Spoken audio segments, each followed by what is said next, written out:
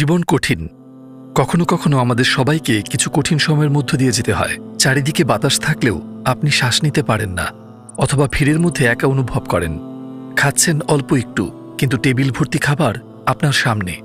বন্ধুদের সাথে রেস্তোরাঁয় আছেন, কিন্তু সত্যি বলতে আপনি সেখানে নেই, বিচ্ছিন্ন। আপনি কি এই পৃথিবীতে উপস্থিত? আপনি কি জীবন্ত? আপনি মৃত নন, আবার জীবিতও নন। তাহলে আপনার মেজাজ এমন খারাপ কেন, এবং কিভাবে এটা দূর হবে? একদিন শত্রুবাহিনীদের হাত থেকে পালানোর সময় নেপোলিয়ন একটি মুদি দোকানে আশ্রয় নেন। দোকানদার তাকে লুকিয়ে রাখে আর শত্রু সেনাদের বলে যে কেউ এইমাত্র ওদিক দিয়ে গেছে।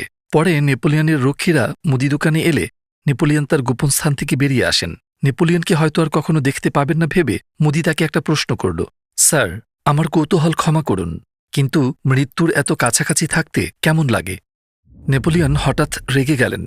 আমার সাথে এমন বিদ্রূপ করে কথা বলার তুমি কে? তিনি চিৎকার করে উঠলেন। তিনি তার সৈন্যদের মুদি দোকানিকে গুলি করার নির্দেশ দেন। সৈন্যরা লোকটির চোখ বন্ধ করে এবং তার সামনে দাঁড়ায়। তারা বন্দুকে গুলি ভরে। তারা যখন গুলি চালানোর জন্য প্রস্তুত, মুদিটি তখন ভাবছিল, ওহ, আমি কি করেছি? এখন আমি মরে যাচ্ছি। তার হৃদস্পন্দন অনেক বেড়ে গেল। হঠাৎ তার পেছন থেকে একজোড়া হাত এলো, তার চোখের কাপড়টি সরালো এবং সেখানে দাঁড়িয়েছিল নেপোলিয়ন। তিনি একটিমাত্র বাক্যে লোকটির প্রশ্নের উত্তর দিয়ে দিলেন, আপনি আমাকে জিজ্ঞাসা করলেন মৃত্যুর এত কাছাকাছি থাকতে কেমন লাগে। এটাই সেই অনুভূতি। এজন্য এভাবে শেখা সবচেয়ে ব্যয়বহুল, তবে এই পদ্ধতিতে শিখনটি হবে সর্বাধিক স্থায়ী। উদাহরণস্বরূপ, কেউ যদি আপনাকে বলে এটা করবেন না, না হলে আপনি আপনার পরকাল ধ্বংস করবেন, এমনকি এটি আপনার কানে পৌঁছাবেও না, এই ধরনের সতর্কতা থেকে আপনি অনুভব করতে পারেন না। তারপরে আপনার আঙুলটি একটি দরজায় আটকে গেল, আপনি আঙুলে ব্যথা পেয়েছেন, আপনি 2 বা 3 ঘন্টা ব্যথার মধ্যে ছিলেন, কিন্তু আপনি এখনও আপনার নিদ্রা থেকে জেগে ওঠেননি। আপনি বার্তাটি বুঝতে পারেননি, আপনি এই পদ্ধতিটিও বুঝতে পারেননি। তারপর আপনার একটি দুর্ঘটনা হলো এবং কয়েক মাস আপনাকে হাসপাতালে থাকতে হলো। আপনি যখন সেখান থেকে চলে আসেন, আপনি দিনে 5 বার নামাজ পড়া শুরু করেন, কিন্তু এটা শুধুমাত্র 1 সপ্তাহ স্থায়ী হলো। আপনি জেগে উঠতে পারেননি, আপনি আবারও সতর্কতাটি বুঝতে পারেননি। যেহেতু আপনার তন্দ্রা এবং অবহেলা এত ভারী, আপনার আরও শক্তিশালী সতর্কবার্তা প্রয়োজন। এমন অনেক সময় ছিল যখন জীবন কঠিন হয়ে উঠেছিল এবং আপনার শান্তি নষ্ট করেছে। হয়তো এমন সময়ও ছিল যখন আপনি ভেবেছিলেন, হে আল্লাহ, কেন আমার সাথে এটি ঘটছে? নিশ্চয়ই সৃষ্টিকর্তা মহাবিশ্বে নিরর্থক কিছুই রাখেননি। অসীম জ্ঞানের অধিকারী, তার এই বিষয়ে অবশ্যই কিছু না কিছু জ্ঞান থাকবেই, তাই না? একটি শক্তিশালী সতর্কবার্তা। মনে রাখবেন, কাজ করে শেখা হচ্ছে সবচেয়ে দামি, কিন্তু এই পদ্ধতির শেখন হবে সবচেয়ে স্থায়ী। এটি আপনি বুঝতে পারেন এমন পদ্ধতি। গোলক ধাঁধার মধ্যে হাঁটছে এমন কেউ কি, যিনি উপর থেকে দেখছেন তার মতো একই রকম জ্ঞানী হবে? সুতরাং আপনি কেবল এর পিছনের জ্ঞান বুঝতে পারছেন না বলে বিদ্রোহ করবেন না, কারণ মহাবিশ্বের জ্ঞান আপনার জ্ঞানের মধ্যেই সীমাবদ্ধ নয়। আপনি ঈশ্বর নন। আপনার বুঝতে না পারার মানে এই না যে এতে কোনো জ্ঞান নেই। এই জীবনটা একটা পরীক্ষা। আপনি সম্ভবত এমন সংবাদ পেয়েছেন যা আপনাকে কষ্ট দিয়েছে। আপনার হৃদয়ে এমন আগুন থাকতে পারে যা কখনো নিভেনি। এগুলোর মধ্যে দীর্ঘমেয়াদে বা এমনকি স্বল্প মেয়াদেও দুর্দান্ত জ্ঞান থাকতে পারে। আপনি কিছু 1 বছরে বুঝতে পারবেন, কিছু 10 বছরে বুঝতে পারবেন, এবং কিছু কেবল তখনই বুঝতে পারবেন যখন আপনি চলে যাবেন চিরন্তন জগতে এবং আপনি সিজদা করবেন কিছু দোয়ার কৃতজ্ঞতায় যেগুলো গ্রহণ করা হয়নি। বাস্তবে আপনার আত্মার কিছু সার্জারি দরকার। অবশ্যই যে কোনো অস্ত্রোপচারই বেদনাদায়ক। যারা সার্জারির মধ্য দিয়ে যান তারা এটি জানেন এবং মানসিকভাবে নিজেদের প্রস্তুত করে নেন। আপনার অবশ্যই বুঝতে হবে যে আপনাকে পরীক্ষা করা হচ্ছে। সূরা আনকাবুতের 2 নম্বর আয়াতে আল্লাহ বলেন, লোকেরা কি মনে করে যে আমরা ঈমান এনেছি বললেই তাদেরকে অব্যাহতি দিয়ে দেয়া হবে আর তাদেরকে পরীক্ষা করা হবে না? সূরা আনবিয়া 16 নং আয়াত। আসমান জমিন আর এই দুয়ের মধ্যে যা কিছু আছে তা আমি খেলার ছলে বানাইনি। সূরা মুমিনুন এর 115 নং আয়াতে আল্লাহ বলেন, তোমরা কি ভেবেছিলে যে আমি তোমাদেরকে তামাশার বস্তু হিসেবে সৃষ্টি করেছি আর তোমাদেরকে আমার কাছে ফিরিয়ে আনা হবে না? আমাদের কিছু প্রশ্ন নিজেদের থেকে করতে হবে। আমার নফস, আমার আত্মা, তুমি কি চাও? তোমরা কি আল্লাহর ইচ্ছায় সন্তুষ্ট নও? আপনার আত্মার মধ্যে কি ঝড় উঠছে এবং যা ঘটছে তার বিরুদ্ধে বিদ্রোহ করছে? আপনি কি চান? আপনার ঘুম ভাঙানোর জন্য একটি বিপদ কি আরও ভালো নয়, যখন আপনি ভুল পথে চলছেন যা আপনাকে দোজখে নিয়ে যাবে? আপনি কি চান যে যিনি আপনাকে সৃষ্টি করেছেন তিনি আপনার সারা জীবনে হস্তক্ষেপ করবেন না? এমনকি যদি আপনি ভুল পথে চলেও যান আর কোনো ক্ষতি ছাড়াই বের হয়ে আসবেন? আপনি কি চান যে মৃত্যু আপনাকে নিয়ে যাক, আপনার পরীক্ষা সম্পন্ন হোক এবং নরকের আগুনে জেগে উঠুন? আপনি কি আমিন বলে এটাই সন্তুষ্ট হতে পারেন? অথবা আপনি কি এমন এক জ্ঞানকে বেছে নিবেন যা আপনার বোধগম্য ভাষায় হবে এবং যা আপনাকে ভুল পথে চলা থেকে ফিরিয়ে আনবে? এমনটা আশা করবেন না যে আল্লাহ আমাদের এই পৃথিবীতে এক দুর্দান্ত জীবনযাপনের জন্য প্রতিশ্রুতি দিয়েছেন। এমন কোনো প্রতিশ্রুতি নেই। এই পৃথিবীর স্বভাব এটি চড়াই উতরাই অভিজ্ঞতা করা। যারা পানিতে নামবে তারা ভিজে যাবে, এটিই নিয়ম। যারা বাইরে থাকে তারা শীত অনুভব করবে, গরম আপনাকে ঘামায়। এমনিভাবে এই পৃথিবীতে কখনো একজন সুখী অনুভব করবে, আবার অন্য সময় ডুবে যাবে দুঃখ এবং শোকে। চড়াই উতরাই, পাহাড় এবং উপত্যকা। আমাদের নবী মুহাম্মদ সাল্লাল্লাহু আলাইহি ওয়াসাল্লাম এটি সুন্দরভাবে প্রকাশ করেছেন। এই পৃথিবীতে কোনো আরাম নেই। প্রশ্নগুলি যেমন, কেন এটি ঘটে যখন আমি 5 ওয়াক্ত নামাজ পড়ি, অথবা ধর্মীয় মানুষ কি বিষণ্ণতায় ভুগতে পারে, এমন ধরনের প্রশ্ন আমাদের মনে আসতে পারে। এর উত্তর হলো এটি। একজন মুসলিম কি তার হাত ভেঙে ফেলতে পারে? হ্যাঁ। একজন মুসলিম কি দৌড়ানোর সময় পড়ে যেতে পারে? হ্যাঁ, তারা পারে। তারা কি বিষণ্ণতায় ভুগতে পারে? হ্যাঁ, তারা পারে। বিষণ্ণতা একটি ভাঙা হাতের মতো, একটি বিপদ যা যে কোনো ব্যক্তির উপর আসতে পারে। অবশ্যই ধর্ম থেকে প্রাপ্ত সান্ত্বনা অনেকের মধ্যে বিষণ্ণতার সম্ভাবনা কমাতে পারে, কিন্তু যদি ভাগ্য আপনার জন্য একটি বিপদ নির্ধারণ করে থাকে, আপনি পালাতে পারবেন না। যদিও আপনি আল্লাহর খুব কাছে, তাও আপনার হৃদয়কে একটি নির্দিষ্ট মেয়াদের কারাদণ্ডে দণ্ডিত করা হয়েছে। আপনি যা কিছুই করুন না কেন, এমনকি যদি আপনি পৃথিবী জুড়ে ভ্রমণও করেন, আপনার হৃদয় বন্দী। তবে যে বিপদ আমাদের পথে আসে, এটা সবসময় কিছু ভুল সংশোধন করতে নয়, এটি কিছু ভালো কিছুকে শক্তিশালী করার জন্যও হতে পারে। ইতিহাসে হাজার হাজার নবী এসেছেন। আপনি জানেন যে নবীরা নিষ্পাপ। একটি হাদিসে আছে, জনৈক সাহাবী আল্লাহর রাসূলকে জিজ্ঞেস করলেন, কোন লোকদের সবচেয়ে কঠিন পরীক্ষা করা হয়? নবী সাল্লাল্লাহু আলাইহি ওয়াসাল্লাম উত্তর দিলেন, নবীগণ, তারপর পরবর্তী শ্রেষ্ঠ এবং তারপর তার পরবর্তী শ্রেষ্ঠ। একজন ব্যক্তিকে তার ধর্মীয় অঙ্গীকার অনুযায়ী পরীক্ষা করা হয়। যদি সে তার ধর্মীয় প্রতিশ্রুতিতে দৃঢ় থাকে, তাহলে তাকে আরও কঠিন পরীক্ষা দেওয়া হবে, এবং যদি সে তার ধর্মীয় প্রতিশ্রুতিতে দুর্বল হয়, তার পরীক্ষা তার প্রতিশ্রুতি অনুযায়ী হবে। পরীক্ষাগুলি একজন ব্যক্তিকে আঘাত করতে থাকবে যতক্ষণ না পরীক্ষাগুলি তাকে পৃথিবীতে নিষ্পাপ করে তোলে। এর অর্থ এই যে যারা আল্লাহর সবচেয়ে কাছের, তারা তার দ্বারা সবচেয়ে বেশি পরীক্ষায় পতিত হয়। যেহেতু তাদের ধৈর্যের সীমা খুবই উচ্চ, তাদের পরীক্ষার কঠিনতা সেরকমই উচ্চ। যেমন একটি চূড়ান্ত বর্ষের বিশ্ববিদ্যালয় গণিত পরীক্ষায় আপনি একটি প্রাথমিক স্তরের প্রশ্ন করবেন না, তাই না? এটা খুব সহজ এবং অকেজো হবে। এতে ওই ছাত্রের উন্নতি হবে না। তাই যে অসুবিধাগুলো আমাদের সামনে আসে তা 3টি কারণে হতে পারে। প্রথম, একটি সতর্কতা পূর্বের ভুল এবং ত্রুটির জন্য। দ্বিতীয়, একটি উন্নতি যা আমাদের আত্মাকে আল্লাহর আরো নিকটে আনবে। এবং তৃতীয়টি, একটি প্রস্তুতি, শৃঙ্খলা এবং প্রশিক্ষণ সেসব পরীক্ষার জন্য যা আমাদের ভবিষ্যতে মুখোমুখি হতে হবে। আল্লাহ এই পৃথিবীতে একটি নিখুঁত জীবনের প্রতিশ্রুতি দেননি, কিন্তু যদি আমরা এই অস্থায়ী 50 থেকে 60 বছরের জীবনের উত্থান পতন সহ্য করি এবং তার আদেশের উল্লঙ্ঘন না করি, তিনি আমাদের জন্য একটি নিখুঁত চিরন্তন বেহেশতের প্রতিশ্রুতি দিয়েছেন। একটি পৃথিবী যেখানে কোনো খারাপ খবর নেই, যেখানে মন সংকুচিত অনুভব হয় না। বিশাল এক পৃথিবী।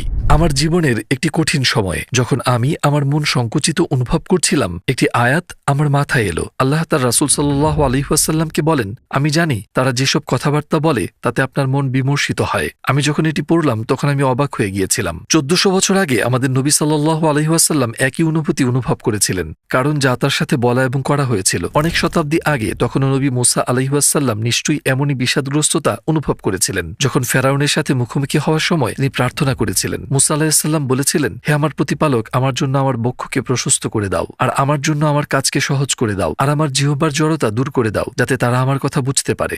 সুবহানাল্লাহ। তাহলে যদি আপনি আপনার চারপাশের ঘটনাগুলিকে বিভিন্ন দৃষ্টিভঙ্গিতে বিবেচনা না করে যেভাবে দেখতে অভ্যস্ত সেভাবে দেখতে থাকেন, তাহলে আপনি আটকে থাকবেন। যে দড়িতে আপনি আছেন তা থেকে মুক্তি পেতে অক্ষম হবেন। সমাধানটি এমন একটি স্থানে থাকতে পারে যেখানে আপনি খোঁজেননি বা আশা করেননি, অথবা আপনি কখনো ভাবেননি যে এটি সম্ভব। আপনি কি এই শব্দটি জানেন? গদবাঁধা চিন্তার বাইরে ভাবুন, নবীদের গোপন রহস্য কি ছিল? যারা পৃথিবীর সবচেয়ে বড় বিপদের সম্মুখীন হয়েছিলেন, তারা হয়তো যেসব সংবাদ আমাদের তছনছ করে ফেলে তার চেয়েও 100 গুণ বেশি খারাপ সংবাদের সম্মুখীন হয়েছিলেন, কিন্তু তারা হতাশাগ্রস্ত হয়ে যাননি। স্বাস্থ্যবান ব্যক্তিবর্গ হিসেবে তারা তাদের বার্তা প্রচার করার কাজ চালিয়ে গিয়েছিলেন, যা একটি আদর্শ মানুষের মডেল প্রদর্শন করে, যা আমাদের পৃথিবীর ঝড়ঝঞ্ঝা তাদের কাছে ছিল কেবল একটি হাওয়া। যদিও আমরা হাজার হাজার মানুষের মতো একই ব্যথার সম্মুখীন হয়েছি, আমাদের অনুভব করা ব্যথার মধ্যে পার্থক্য সৃষ্টি করে আমাদের দৃষ্টিভঙ্গি এবং ঘটনাগুলির উপলব্ধি। বিষয় হলো আমরা কিভাবে আমাদের মস্তিষ্কে একটি বাক্যকে স্থাপন করি। খারাপ খবর আমাদের মস্তিষ্কে প্রবেশ করে, আমরা এটিকে যেভাবে স্থাপন করি। গোপন দৃষ্টিভঙ্গি একটি শব্দে নিহিত, যা প্রতিটি মানুষ হয়তো অসংখ্যবার শুনে থাকে, কিন্তু খুব কম লোকই তা প্রকৃতভাবে বুঝে। সেই শব্দটি হলো আত্মসমর্পণ। হ্যাঁ, আমি নিজেকে একজন মুসলিম বলি, কিন্তু আমি কি সত্যিই আল্লাহর কাছে নিজেকে আত্মসমর্পণ করেছি? আত্মসমর্পণ এর মানে কি? সংক্ষেপে এবং স্পষ্টভাবে এটি হলো বান্দার তার প্রভুর সকল কাজ আন্তরিক অনুমোদনের সঙ্গে গ্রহণ করা, আল্লাহর মহিমাময় এবং সুন্দর প্রকাশকে কোনো আপত্তি ছাড়াই গ্রহণ করা, আন্তরিকভাবে, আধ্যাত্মিকভাবে এবং বুদ্ধিভাবে। সূরা বাকারা আয়াত 156-তে আল্লাহ বলেন, নিশ্চয়ই যারা বিপদকালে বলে থাকে, নিশ্চয়ই আমরা আল্লাহরই, আর আমরা তার দিকেই প্রত্যাবর্তনকারী। তাহলে রহস্যটি কি? কি হয় যখন আপনি আত্মসমর্পণ করেন এভাবে যে অসমাধানযোগ্য কষ্টগুলি সমাধান হয়, দুর্গম পর্বতগুলি অতিক্রম করা হয় এবং পৃথিবীর ভারী বোঝাগুলো আপনাকে ভাঙতে পারে না? আমরা এটি আরও ভালোভাবে বুঝতে পারি বদিউজ্জামান সাইদ নুরসির একটি বাক্য দ্বারা। তিনি বলেন, একজন বুদ্ধিমান ব্যক্তি তার পৃথিবীতে অর্জিত সাফল্যে সুখীও নন, আবার যা তিনি হারান তাতে বিমর্ষিত হন না, কারণ পৃথিবী থেমে থাকে না, এটি প্রবাহমান এবং মানুষও এটির সাথে চলে। আপনিও একজন যাত্রী। সুতরাং আমাদের একটি প্রশ্ন আছে, কেন একজন বুদ্ধিমান ব্যক্তিকে পার্থিব কাজকর্মের অর্জন নিয়ে এতটা সুখী হওয়া উচিত নয়? উত্তর হল, কারণ পৃথিবী থেমে থাকে না, এটি প্রবাহমান। দ্বিতীয় প্রশ্ন, কেন একজন বুদ্ধিমান ব্যক্তিকে পার্থিব কাজকর্মে যা হারায় তা নিয়ে খুব দুঃখিত হওয়া উচিত নয়? উত্তর হল, আবার কারণ পৃথিবী থেমে থাকে না, এটি প্রবাহমান। এমন একজন ব্যক্তির মতো যে ঝড়ের সময় একটি ভাঙা জাহাজের টুকরো ধরে থাকে এবং বেঁচে থাকে, ঠিক একইভাবে সমস্যা এবং চাপ একজন মানুষের মনে এবং হৃদয়ে ভাঙন সৃষ্টি করে। ঢেউগুলি আপনার চেয়ে বড়, আপনি জীবনকে তীব্র ভয়ে ধরে রাখেন। একসময় আপনি আপনার চোখ খুলে দেখেন এবং নিজেকে তীরে দেখতে পান। ঝড় শেষ হয়ে গেছে, আপনি বেঁচে আছেন। গরম সূর্য আপনার ত্বক স্পর্শ করছে। আপনি দ্বীপে এমন সম্পদ পেয়েছেন যা আপনার জীবনকে চিরদিনের জন্য সহজ করে দেবে। ঠিক তেমনই বিপদের মধ্যে যখন ঝড়ের সময় আপনার বুকে চাপ অনুভূত হয়, আপনি ভাবেন, এটা কি হচ্ছে, আমি কিভাবে পালাবো? এই সমস্যা কি যতদিন না আমি মরব ততদিন শেষ হবে না? আপনি নিজেকে পাগল করে তোলেন। তারপর ঘটনাটি শেষ হয়ে যায়। বছর পরে আপনি ফিরে তাকান, মানসিক চাপের কোনো চিহ্ন নেই। আপনি এটি বুঝতে পারেন না যতক্ষণ না সেই সমস্যার পর বহু বছর চলে যায়। হ্যাঁ, যখন আপনি ঝড়ের মধ্যে থাকেন তখন এটি বোঝা কঠিন, কিন্তু অনেক বছর পরে পেছনে ফিরে তাকালে আপনি দেখবেন যে সেই কষ্টগুলো সহ্য করা আপনাকে আরো শক্তিশালী করেছে। সেই কঠিন সময়ে আপনি যে পরীক্ষা নিরীক্ষার মুখোমুখি হয়েছিলেন তা আপনার আধ্যাত্মিক চরিত্রকে পরিপক্ক করেছে এবং আপনাকে এক ভিন্ন মানুষে রূপান্তরিত করেছে। যে ঢেউগুলো আপনাকে ভাঙতে পারেনি সেগুলো আপনাকে আরো শক্তিশালী করেছে। বদিউজ্জামান সাইদ নুরসি একজন ইসলামী পণ্ডিত যিনি বহু বছর ধরে কারাগারে ছিলেন। তিনি একবার বলেছিলেন, যে আল্লাহকে জানে এবং তাকে মান্য করে সে কারাগারেও সুখী হয়। প্রাসাদে থেকেও যে আল্লাহকে ভুলে যায় সে থাকে অন্ধকূপে হতভাগা। একেবারে শুরুতেই এই সব কিছুর চাবিকাঠি হলো একটি শক্তিশালী বিশ্বাস, ঈমান। ঈমানের বিভিন্ন স্তর রয়েছে, পরমাণু থেকে সূর্য পর্যন্ত, আর আমরা এর মধ্যে কোথাও আছি। আমাদের এবং যারা এই পৃথিবীতে আত্মসমর্পণ প্রতিষ্ঠা করেছে তাদের মধ্যে সবচেয়ে বড় পার্থক্য কি? আমাদের ঈমানের স্তর এক নয়। তাহলে কেউ কিভাবে তার বিশ্বাসকে আরো শক্তিশালী করতে পারে? অবশ্যই অনেক উপায় আছে। আমি এমন একটি পদ্ধতির কথা বলবো যা আমার নিজের অভিজ্ঞতা রয়েছে এবং এটি আমি আমার চারিপাশের পরিবেশেও দেখেছি। আমরা এটিকে বলতে পারি প্রবল প্রবাহিত নদীর কৌশল। আপনার জন্মের দিন থেকে আপনি মানসিকভাবে পরিবর্তিত হচ্ছেন এবং উন্নতি করছেন। আপনি 10 বছর বয়সে যেভাবে একটি ঘটনা বুঝতেন আর এখন যেভাবে বুঝছেন তা ভিন্ন। এটি আবার পরিবর্তিত হবে যখন আপনি আরো পরিণত হবেন। এই পরিবর্তন ভালো অথবা খারাপ হতে পারে। তাহলে কি আপনাকে পরিবর্তন করে? উত্তর হলো, আপনি যেসব জিনিসের সঙ্গে সম্পর্ক স্থাপন করছেন সেগুলো। যদি আপনি আপনার সম্পর্ক স্থাপন করা 3টি প্রধান বিষয় পরিবর্তন করেন তবে আপনি এই পরিবর্তনকে ভালোতে রূপান্তর করতে পারেন। কোনো জাদুর কাঠি নেই, কিন্তু স্বল্প সময়ে পরিবর্তন আনা সম্ভব। প্রথমত, বন্ধু। এমন লোকদের বেছে নিতে হবে যাদের সঙ্গে আপনি সম্পর্ক রাখেন। একটি ব্যক্তিগত উন্নয়নের পর্যবেক্ষণ হিসেবে আমি শুনেছি যে একজন ব্যক্তি যাদের সঙ্গে সবচেয়ে বেশি সময় কাটায় তাদের গড়। যাদের সঙ্গে আপনি সম্পর্ক স্থাপন করেন তারা যদি আপনার চেয়ে তাকওয়ার ক্ষেত্রে ভালো হয়, একজন ধর্মীয় ব্যক্তি হিসেবে এটি আপনার তাকওয়ার স্তরকে উঁচু করে। যে পরিবেশে সবাই জুমার নামাজে যাওয়ার জন্য উঠে, যদি আপনার যাওয়ার সামান্যতম প্রবণতাও থাকে, আপনি সম্ভবত আপনার আলস্য কাটিয়ে উঠবেন এবং যোগ দেবেন। কিন্তু বিপরীতে যদি আপনি অনিচ্ছুক হন এবং অন্য কেউ না যায় তবে আপনিও না যেতে পারেন। এই পদ্ধতি হলো আপনার ফোনের নাম্বারগুলো পরিষ্কার করা, অনাবশ্যক লোকদের সরিয়ে ফেলা, ধর্মীয় বন্ধুদের কাছাকাছি আসা এবং তাদের থেকে দূরে থাকা যারা আপনাকে পাপে লিপ্ত করে। আপনি সেই মানুষদের চেনেন, আপনি সেই বন্ধুদের চেনেন যে বন্ধুরা আপনাকে হারাম লিঙ্ক পাঠায়, মদ, অ্যালকোহল ইত্যাদি পান করে। এই পদ্ধতিটি স্বয়ংক্রিয়ভাবে আপনাকে রূপান্তরিত করবে একজন সৎ ব্যক্তিতে।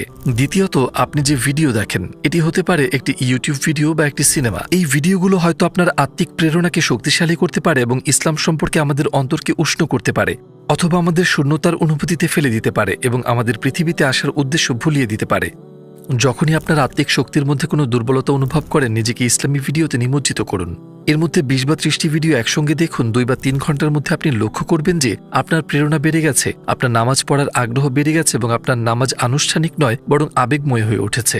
তৃতীয়ত, আমরা যে বই পড়ি, আমরা পড়া বইগুলোর দ্বারা রঞ্জিত এবং প্রভাবিত হই এবং তাদের বিষয়বস্তুর উপর ভিত্তি করে আমাদের রং পরিবর্তিত হয়। যখন আপনি বই নির্বাচন করছেন তখন সতর্ক থাকুন। এখন একটি নদী কল্পনা করুন যার প্রবাহ এতটাই শক্তিশালী যে কারো জন্য এক প্রান্ত থেকে অন্য প্রান্তে সাঁতার কাটা অসম্ভব। এখন কল্পনা করুন এই নদীটি বয়ে যাচ্ছে জান্নাতের দিকে এবং আমরা আপনাকে এর মাঝখানে রেখেছি। আপনি দুই পাশেই সাঁতার কাটতে পারবেন না, আপনি ডান বা বাম দিকে সাঁতার কাটতে পারবেন না। স্রোত চলতে থাকবে, কিন্তু শেষ পর্যন্ত আপনি একটি সুন্দর জায়গায় পৌঁছাবেন। বিপরীতে একটি নদী যা জাহান্নামের দিকে প্রবাহিত, দুই পাশেই সাঁতার কাটা সমানভাবে কঠিন হবে, তাই না? যখন আমরা এই তিনটি বিষয়ে সঠিকভাবে সিদ্ধান্ত নেই, অর্থাৎ বন্ধু, বই আর ভিডিও, আমরা নিজেদেরকে নদীর মাঝখানে রাখি যা একটি সুন্দর জায়গায় প্রবাহিত হচ্ছে। যাই হোক, প্রথমে আপনি কোন নদীতে যোগ দিবেন তা সিদ্ধান্ত নিতে পারেন। আপনার ফোনের কন্ট্যাক্ট যাচাই করা, যারা আপনাকে মন্দির দিকে আমন্ত্রণ জানায় তাদের থেকে দূরে থাকা, এটি আপনার উপর নির্ভর করে। আপনি নদী বেছে নিতে পারেন। আপনার সাবস্ক্রাইব করা চ্যানেলগুলো ফিল্টার করা, আপনার লাইব্রেরিতে নতুন এবং সুন্দর বই যোগ করা, এই সবই আপনার নিয়ন্ত্রণের মধ্যে। মানব ইতিহাস জুড়ে অনেক ব্যক্তি আল্লাহর প্রতি আনুগত্যের পরীক্ষায় সফলতার সাথে উত্তীর্ণ হয়েছেন। তবে তাদের মধ্যে একজন ব্যক্তি আনুগত্যের দুটি সবচেয়ে কঠিন পরীক্ষার সম্মুখীন হয়েছিলেন। তিনি হলেন রাসূল ইব্রাহিম, যিনি আব্রাহাম নামেও পরিচিত। আল্লাহ আনুগত্যের এই নায়ককে অত্যন্ত কঠিন ভাবে পরীক্ষা করেছিলেন। আল্লাহ তাকে তার পুত্রকে কোরবানি দিতে বলেছিলেন। নিজের মনের মধ্যে কোনো দর কষাকষি না করে রাসূল ইব্রাহিম ছুরি হাতে নিলেন। নিজের প্রভুর আদেশ পালন করে ছেলে ইসমাইলের গলায় ছুরি রাখলেন। হযরত ইসমাইলও তার পিতার মতোই অনুগত ছিলেন, কিন্তু ছুরি তাকে কাটেনি। রাসূল ইব্রাহিম দৃঢ়ভাবে বিশ্বাস করতেন যে আল্লাহ আমাকে প্রজ্ঞাহীন কোনো কিছু আদেশ করবেন না। তিনি যা আদেশ করেন তা সত্য। অবশ্যই আল্লাহ তাকে তার আদেশের মাধ্যমে পরীক্ষা করতে চেয়েছিলেন, আর পূর্ণ আনুগত্যের মাধ্যমে হযরত ইব্রাহিম পরীক্ষায় উত্তীর্ণ হয়েছিলেন। অন্য একটি ঘটনায় হযরত ইব্রাহিমকে নমরুদের দ্বারা আগুনে নিক্ষেপ করা হয়েছিল। আগুন এতটাই তীব্র ছিল যে তার লেলিহান শিখা আকাশ পর্যন্ত পৌঁছেছিল। এর কাছাকাছি যাওয়াও অসম্ভব ছিল। এটি একটি গুলতি জাতীয় যন্ত্রের মাধ্যমে নিক্ষেপের উদ্দেশ্যে প্রস্তুতি নেওয়া হয়েছিল। যখন ইব্রাহিম আগুনে নিক্ষিপ্ত হতে চলেছিলেন, উত্তপ্ত শিখাগুলোর মধ্যে জিব্রাইল আলাইহিসসালাম এসে বললেন, হে ইব্রাহিম, আপনি চাইলে এই পর্বতগুলো তাদের উপর ফেলে আমি নমরুদ এবং তার বাহিনীকে ধ্বংস করতে পারি। রাসূল ইব্রাহিম জিজ্ঞেস করলেন, হে জিব্রাইল, এখন কি আল্লাহ আমাকে দেখছেন? হ্যাঁ। হে জিব্রাইল, এখন কি আল্লাহ আমাকে শুনছেন? হে জিব্রাইল, এখন কি আল্লাহ আমার অবস্থা জানেন? হ্যাঁ ইব্রাহিম, আল্লাহ আপনাকে জানেন। ইব্রাহিম আলাইহিসসালাম বললেন, তাহলে আমি আপনার সাহায্য চাই না, আমি আল্লাহর উপর নির্ভর করি। এবং তিনি দোয়া করলেন, হাসবুনাল্লাহু ওয়া নি'মাল ওয়াকিল। এর অর্থ কি? আমার জন্য আল্লাহই যথেষ্ট এবং তিনিই উত্তম কর্মবিধায়ক। ইব্রাহিম আলাইহিসসালামের আনুগত্যের ফলে একটি অলৌকিক ঘটনা ঘটল। যদিও তাকে আগুনে নিক্ষেপ করা হয়েছিল যা পর্বতের মতো বিশাল ছিল, আগুনটি তার জন্য ঠান্ডা ও নিরাপদ হয়ে গেল। এটি তাকে কোনো ক্ষতি করেনি, কারণ আল্লাহ তাকে নিজের নিরাপত্তায় নিয়ে নিয়েছিলেন। উভয় ঘটনাতেই আমরা দেখতে পাই ইব্রাহিম আলাইহিসসালামের আনুগত্য। যদি আল্লাহ সন্তুষ্ট হন, তাহলে পুরো দুনিয়া আপনার শত্রু হলেও তা কোনো ব্যাপার নয়। কিছু যায় আসে না যদি কেউ আপনাকে ভালো না বাসে, যদি সবাই আপনাকে ঘৃণা করে বা প্রত্যাখ্যান করে। মানুষকে সন্তুষ্ট করা কঠিন এবং এটি ক্লান্তিকর। আর যদি আপনি তাদের সন্তুষ্ট করেনও, তাতেই বা কি হবে? তারা নশ্বর, তারা শক্তিহীন সত্তা, আপনারই মতো। তারা আপনার কি উপকার করতে পারে যারা নিজেদেরকেও মাটির নিচে যাওয়া থেকেও রক্ষা করতে পারে না? উমর ইবনে খাত্তাব রাদিয়াল্লাহু আনহুকে উদ্ধৃত করে বলা হয়েছে, আমি পছন্দ করি বা না করি, যে অবস্থায় আমি সকালে নিজেকে পাই তা আমার কাছে কোনো ব্যাপার নয়, কারণ আমি জানি না ভালোটি আমার পছন্দের মধ্যে নাকি অপছন্দের মধ্যে রয়েছে। এমন কিছু রহস্য আছে যা আপনি দেখতে পাচ্ছেন না, ঘটনা বলি যা আপনি পূর্বানুমান করতে পারেন না। আল্লাহর উপর ভরসা করা ছাড়া আর কোনো উপায় আছে কি, যিনি ভালোমন্দ উভয়ই জানেন? একটি তাফসিরে আমি একটি বাক্য পড়েছি যা খুব সাধারণ কিন্তু আমার কাছে অত্যন্ত অর্থবহ। এতে বলা হয়েছে, আল্লাহ আপনার নিজের চেয়ে বেশি আপনার যত্ন নেন। আমার এমন এক প্রভু আছেন যিনি আমার যত্ন নেন যতটা না আমি নিজের জন্য করি। যেন একটি মা যিনি তার ঘুম ভেঙে রাতে আপনাকে ঢেকে দেন। যখন একটি ধারালো বস্তু আপনার পায়ে আঘাত করে তার চোখে পানি চলে আসে। আপনার কিছু হলে তিনিই সবচেয়ে বেশি চিন্তিত হন। একজন মা তার সন্তানের জন্য অন্ধের মতো মৃত্যুর মুখোমুখি হতে পারেন। আপনার মায়ের মধ্যে এই মমতা কে সৃষ্টি করেছে? আপনার জীবনে করুণার এত সুন্দর একটি উপহার কে দিয়েছেন? মনে রাখুন, আপনার হৃদয়ে এই মহান করুণাকে যিনি স্থাপন করেছেন, তারপর আবার এই কথাটি ভাবুন, আল্লাহ আপনার যত্ন নেন আপনার নিজের চেয়েও বেশি। এখন আপনি বুঝতে পারছেন কেন আপনার মা এমন আচরণ করছেন। কিন্তু মানুষের অবস্থা অদ্ভুত। তারা সবকিছু দেয় তাদের যারা তাদের মোটেও মূল্যায়ন করে না, কিন্তু তারা তাদের প্রভুর সামনে সিজদা করার সময় পায় না। শুধু আল্লাহই তাদের দিতে পারেন অসীম, শুধু তিনিই তাদের চিরকালীন মূল্য দিতে পারেন। আপনার কাছে সবকিছুর জন্য সময় আছে, কিন্তু তার জন্য সময় নেই যিনি সময় সৃষ্টি করেছেন। মানুষ এমন বন্ধু তৈরি করে যারা তাদেরকে তাদের হারাম পথে নিয়ে যায়। যেসব বন্ধু নিজেদের জাহান্নামের জন্য কাঠ বহন করে, জীবনের শেষে তাদের হাত ফাঁকা থাকে। তারা তাদের থেকে ভিন্ন নয় যারা $100 মিলিয়ন পিকাসোর চিত্রকর্ম মাত্র $50 বিক্রি করে। সস্তা বিক্রি, তাই না? আসলে তাদের জীবন এমন সস্তা বিক্রয়ে পরিপূর্ণ। আমাদের মধ্যে কে নেই যার জীবনে এমন সস্তা ক্রয় বিক্রয় হয়নি? আমরা সবাই মানুষ। আমরা পড়ি, আমরা উঠি, আমরা হাসি। এক সময় পর আমরা যেটাতে হেসেছিলাম সেটাতেই কাঁদি। আমরা আল্লাহর প্রতি এমন কিছু করি যা কেউ আমাদের প্রতি করলে কখনো ক্ষমা করতাম না, কিন্তু আপনি যাই করুন না কেন আপনার প্রভু কখনো আপনাকে ছেড়ে যাননি। সূরা দুহায় আল্লাহ বলেন, সকালের উজ্জ্বল আলোর শপথ, রাতের শপথ যখন তা হয় শান্ত নিঝুম, আপনার প্রতিপালক আপনাকে কখনো পরিত্যাগ করেননি, আর তিনি অসন্তুষ্টও হননি। কেউ কিভাবে এই কথাগুলোতে আবেগাপ্লুত না হয়? তিনিই যিনি তার শক্তি দিয়ে মহাবিশ্বকে ঘোরান। তিনি হৃদয়ের ফিসফিসানি শোনেন, ৮ বিলিয়ন মানুষের হৃদয়। আপনার করা সবকিছুর পরেও আমি তোমাকে পরিত্যাগ করিনি, আমি তোমার প্রতি অসন্তুষ্ট নই, আমি তোমার সাথে আছি। সূরা জুমার এর ৫৩ নম্বর আয়াতে আল্লাহ বলেন, বলো, হে আমার বান্দাগণ, যারা নিজেদের উপর বাড়াবাড়ি করেছ, তোমরা আল্লাহর রহমতের উপর নিরাশ হও না। নিশ্চয়ই আল্লাহ সমস্ত গুনাহ ক্ষমা করে দেবেন। নিশ্চয়ই তিনি অতি ক্ষমাশীল, অতি দয়ালু। এই আয়াতটিও আমাকে গভীরভাবে স্পর্শ করে। এবং তোমরা তাদের মতো হইও না যারা আল্লাহকে ভুলে গেছে, ফলে আল্লাহ তাদেরকে করেছেন আত্মভোলা। বাহ, নিজেকে ভুলে যাওয়া এর মানে কি? নিজেকে ভুলে যাওয়ার মতো বিপর্যয় রয়েছে। আপনি আল্লাহকে এবং নিজেকেও ভুলে গেছেন। আপনি বেঁচে আছেন কিন্তু আল্লাহর বান্দা হিসেবে নন। আপনি বেঁচে আছেন আপনার নিজের চাহিদার দাস হিসেবে, একজন দাস যিনি যা কিছু তার নফস চায় তা করেন। শয়তান যা চায়, শয়তানের দাস, নফসের দাস।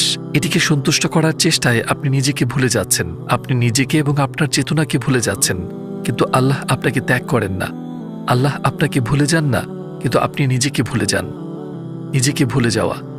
ভাই ও বোনেরা, গতরাতে অনেক মানুষ চোখ বন্ধ করে ঘুমিয়েছে এবং আর কখনো তা খুলেননি। আপনিও তাদের একজন হতে পারতেন, কিন্তু তা হননি। সবকিছুর জন্য দেরি না হয়ে যায় মতো আল্লাহ আপনাকে আরো সময় দিয়েছেন। তার উপর ভরসা করুন এবং আন্তরিকতার সাথে তার কাছে আত্মসমর্পণ করুন।